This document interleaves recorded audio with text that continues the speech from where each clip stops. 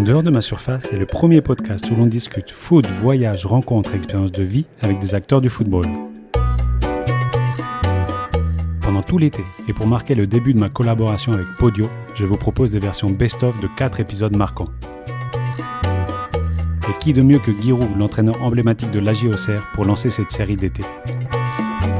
Je vous laisse découvrir la vie de cette figure incontournable du foot français, qui n'a pas hésité à traverser le monde pour dénicher certains de ses joueurs, comme l'international polonais Andrzej Żarmak ou Pascal Wairuya qu'il est allé chercher à Tahiti. Bonne écoute!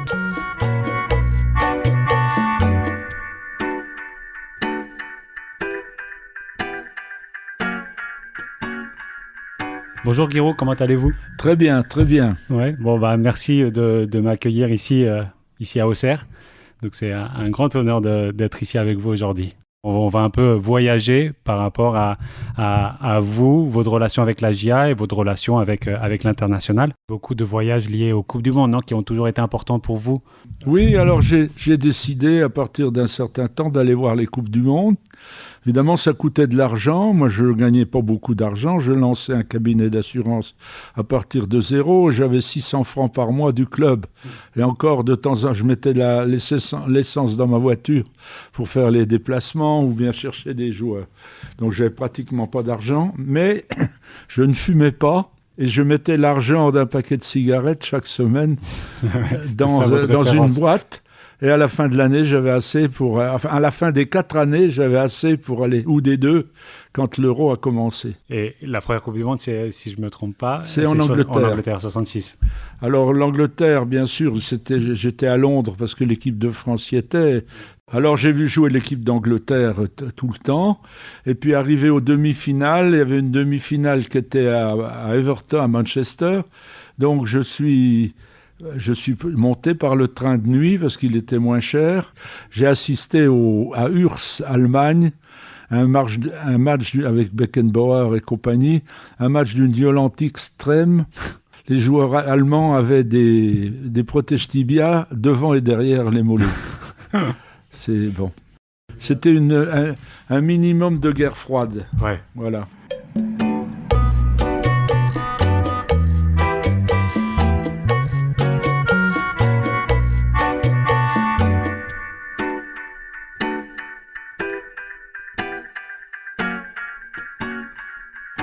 En tant qu'entraîneur de la GIA, moi je voulais juste parler de ce moment-là où vous êtes allé chercher un grand joueur ou un des plus grands joueurs de l'histoire de Pologne qui s'appelle Andrzej Żarmak, qui après est devenu un grand numéro 9 de l'AJ Auxerre, qui avait déjà joué 2 Coupes du Monde. Et il y a une histoire où voilà, le petit club d'Auxerre, donc vous avez réussi à attirer ce grand Andrzej Żarmak de la grande époque de la Pologne. Est-ce que vous pouvez nous raconter pour qu'on voyage et pour qu'on comprenne un peu cette époque? En 1974, j'étais en Allemagne à la Coupe du Monde et l'attaque de la Pologne, c'était Gadocha, Żarmak et, vous allez m'aider pour le... Lato? Oui, c'est ça. Donc, mais j'avais trouvé que Żarmak était complètement hors norme. Mais en 1974, la GIA venait de monter en 2e division. Venait du CFA. Bon, il fallait que j'oublie Żarmak. Mais je m'étais dit, ce joueur-là, il faudra qu'il joue dans mon équipe. Les années ont passé. En 1978, nous étions toujours en 2e division, mais à la veille de monter en 1re division, pas l'année suivante, 2 ans plus tard. J'étais en Coupe du Monde en Argentine, et j'avais le calendrier, comme tout le monde, et j'avais remarqué que la Pologne jouait à Mendoza. Mendoza, ça m'intéressait aussi, parce que c'était une ville de vignobles, qui cultive avec un vieux plan du Moyen-Âge qui s'appelle l'Auxerrois. Ça m'avait amusé. Donc je vais à Mendoza pour voir le match et pour voir la fête des vins qu'il y avait.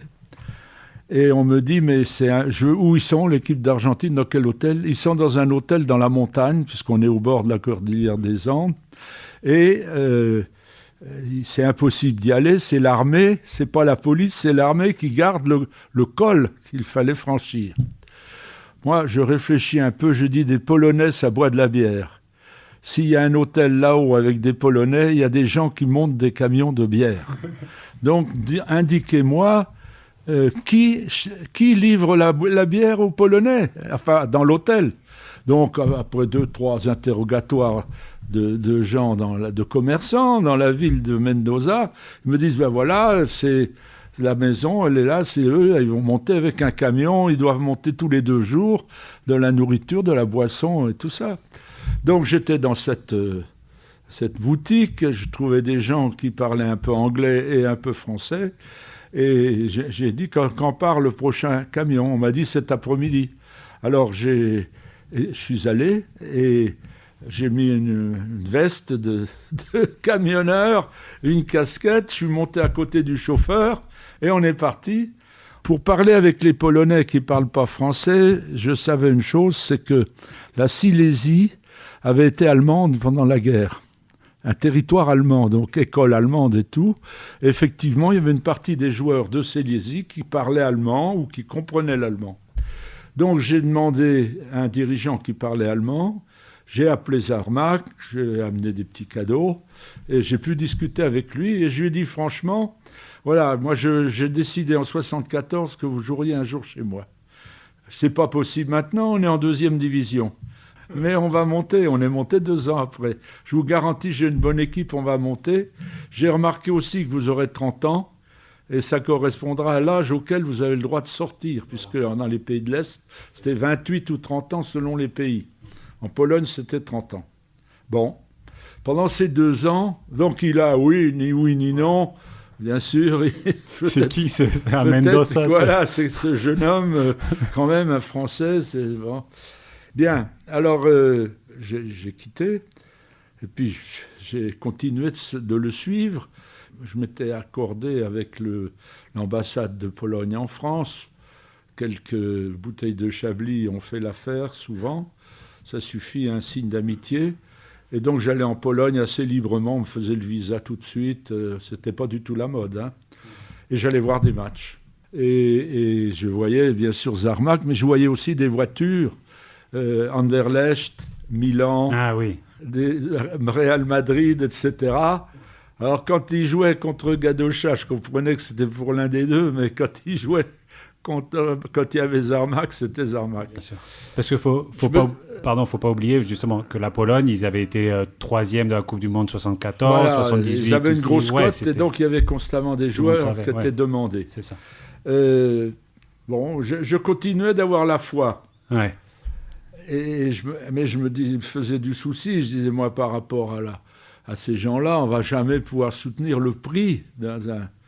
Et j'apprends dans la dernière année, c'est-à-dire en 79, qu'il était interdit de sortir. C'était ma chance. Il avait été irrespectueux avec un fonctionnaire du ministère des Sports dans un déplacement en avion, et il était, comme sanction, interdit d'aller à l'étranger. Okay. Même à 30 ans. Même à 30 ans, et donc c'était à peu près perdu.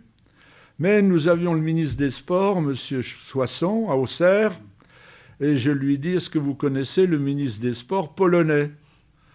Il dit, mais bien sûr, c'est un ami, il est de ma génération, nous avons des échanges, nous avons parfois des Polonais qui viennent à Font-Romeu préparer les Jeux Olympiques, nous avons des relations en escrime, je suis très bien avec lui. Ben, je dis, alors vous allez montrer...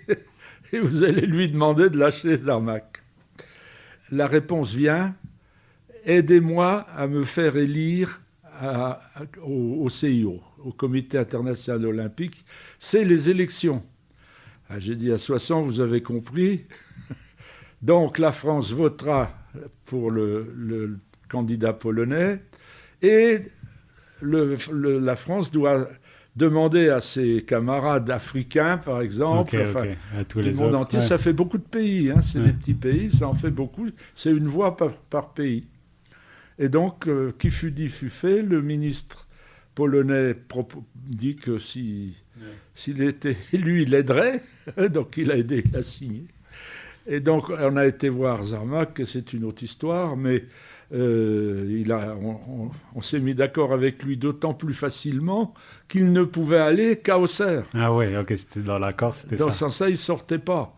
Et on nous a dit, vous l'aurez le jour de ses 30 ans. Ouais, dans votre première année en première division. Notre première année en première division, 1980. Et là, vous avez un joueur de classe mondiale, un des meilleurs Oui, joueurs de... alors il a marqué, n'a pas été ingrat. Ouais. Alors il avait le droit de venir, mais sans sa femme, sans ses enfants. Difficile. Attention, on est dans la guerre froide, hein, c'est pas du tout comme aujourd'hui. Et sans sa femme, sans ses enfants, c'était quand même difficile pour lui. C'était un jeune homme, un homme de 30 ans. Il ne faut pas croire, il y a pas de...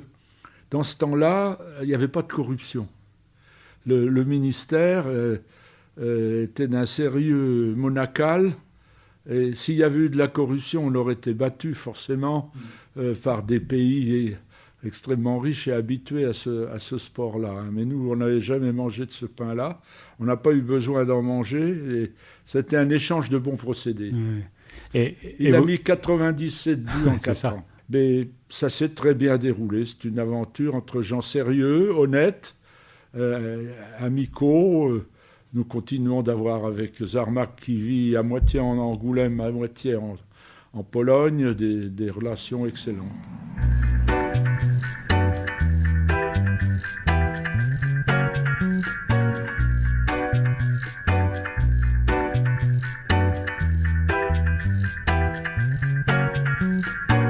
Vous avez fait un fameux voyage à Tahiti et c'est là où vous avez ramené Pascal Bayrua. Je voulais juste savoir cette dernière anecdote, après on va finir là-dessus. Mais comment Giroud et votre club et la GIA, vous êtes partis à l'autre bout du monde? Non, alors je dois vous dire que la GIA n'y est pour rien. Okay. Que c'est mes fameux paquets de cigarettes non fumées qui, sachant que 84,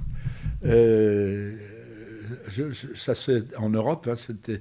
L'euro était en France, que je commençais à être payé une année sur deux par TF1, que j'aurais donc de l'argent. J'ai décidé de faire un voyage exotique. Okay. Non, mais c'est tout, ma décision est dans ma tête. Et puis un jour, je vais à la fédération, je ne sais pas pourquoi, pour une sanction d'un joueur. Et dans l'ascenseur, il y a un Tahitien qui me dit « Ah, Giroud, bonjour, tu veux pas venir entraîner notre équipe ?»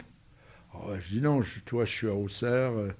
C'est quoi ?» Il me dit « C'est le club chinois de Papeete. » Ah bon? Je dis « Comment tu veux que j'aille entraîner là-bas? Comment le championnat ?» Bon, on m'explique qu'il y a 12 équipes, qu'ils jouent 3 jours par semaine successivement 2 matchs. Très clair, tout va bien. Mais il me dit, on a notre équipe, on a du mal, il faudrait que tu viennes nous entraîner, mais 2 semaines si tu veux. Ah, je dis, oui, mais toi, là, on devait être en octobre, je ne sais pas le moment. Il me dit, non, mais je t'enverrai combien? 1 billet, 2 billets? Je dis, 2 billets, sinon si je vais avoir des histoires. Et alors, donc, j'y pense plus. Je ne revois plus ce gars-là. Toute l'année se passe, rien, pas un coup de fil, pas un mot.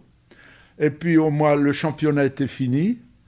Je reçois un coup de fil à 8h du matin. Il était 8h du soir là-bas. « Giroud, tu te rappelles, tu m'as promis de venir. Tu vas à rue de Malesherbes à UTA. Il y a 2 billets pour toi. Aller-retour, 2 semaines. On t'attendra à l'aérodrome, on t'emmènera à l'hôtel. Puis tu entraîneras notre équipe parce qu'on en a besoin, on n'est pas bien classé. Et puis c'est tout. » Moi, je l'ai pris au mot. Je suis allé. C'est long, hein, par les États-Unis.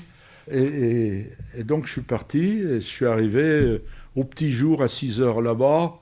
Bon, j'étais pas frais, évidemment. J'avais pas pris de couchette. Croyez bien, j'avais pris le billet le moins cher.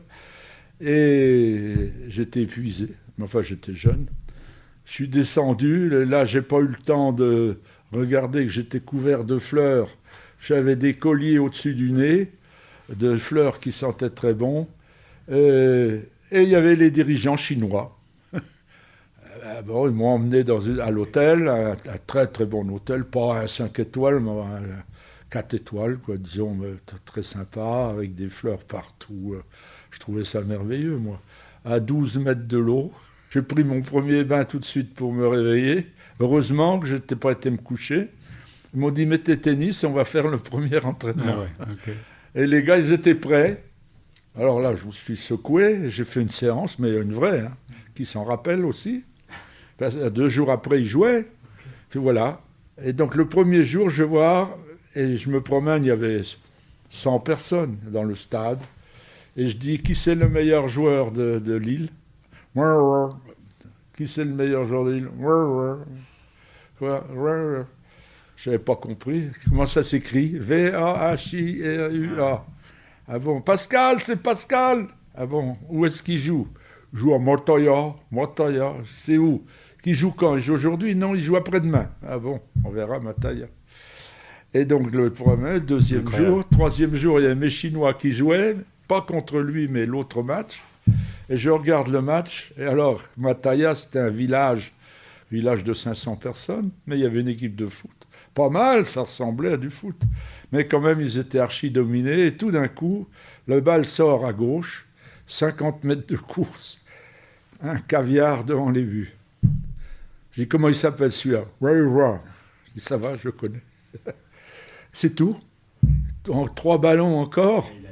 À la fin du match, dans les vestiaires, il venait me voir, il me touchait. Et j'ai tout de suite connu le papa, même la maman, je crois. Et puis, j'ai dit, vous habitez où? Voilà, comme ça, comment on fait? J'avais une voiture de location. J'irai demain. Et le lendemain, j'ai commencé. Ah ouais, le forcing. Je l'emmène. Les sœurs qui pleuraient, la maman qui pleurait. Le papa, il était employé à l'énergie atomique. Je crois même qu'il en est mort plus tard, comme beaucoup de Tahitiens. Bon, je dis, il va venir avec moi. Je m'en vais dans une semaine. Je vais vous l'emmener. Ah non. Je dis, il va être bien. Il va avoir un appartement. Et voilà, on va s'occuper qu'il mange bien, des fruits. Tout, il aura, ah oui, mais on va le permettre de. C'était cher le téléphone, incroyable. On va lui permettre de téléphoner tous les mois ou tous les 15 jours. La petite sœur, elle pleurait encore plus. C'était incroyable. Et puis, arrive la veille, j'ai dit, tu viens avec moi. Là, il avait 15 ans. Une semaine. Une semaine, il est venu 12 mois pour commencer. Ah ouais. Alors il est venu, puis ça s'est passé bien. Quoi. Incroyable le destin, non, de ce gamin et d'être ici à Auxerre, d'être après joueur de sélection, un des meilleurs joueurs de l'histoire de la GIA. Ouais. C'est fou, et c'est le voyage qui a permis ça. Je ne suis jamais retourné. Alors le secret, il y a toujours un secret qu'on apprend après. Pourquoi ce mec, il m'a invité? Pas seulement pour inviter son truc. Pas du tout, il se présentait aux élections. J'étais son pigeon. Et alors il m'a mis dans un petit avion, il m'a emmené dans toutes les îles. Bora Bora, toutes les îles où on votait, Haïné. Mais bon, et voilà, ça des histoires de voyage. Alors il s'est marié ici, il a eu une fille, bon après il a divorcé. Et il est là-bas, alors il vient tous les 2 ans, je m'arrange pour le voir. On ne fait pas des repas solennels, il a ses copains avec lesquels il a joué, Daniel Roland qui l'a pris aussi. Vous voyez, c'est... Quand on me dit comment tu as fait, lui il sait comment j'ai fait, il m'a vu faire, mais c'était ça constamment. Vous comprenez? Ouais, C'était l'opportunisme sur toute opportunité qui m'était offerte. Guiraud, merci. Je vous en ai mis trop. Hein, non, mais c'était génial. Je savais qu'avec vous, on allait pouvoir allier voyage et foot. Donc, merci beaucoup pour ces histoires. Merci beaucoup. Et... vous pouvez revenir, je vous en raconterai une autre. Avec plaisir. Merci beaucoup. Voilà, vous venez d'écouter le premier des 4 épisodes de cette série d'été, imaginée en collaboration avec Podio. Podio, c'est le studio de production de podcasts spécialisé dans le sport. Et En dehors de ma surface est très fier d'intégrer ce label, que vous retrouvez sur podio.fr, P-O-D-W-I-O. Et si cet épisode best-of avec Guiraud vous a donné envie d'aller écouter la version longue, l'épisode est disponible sur votre plateforme d'écoute préférée. Le lien est dans la description. Bon été!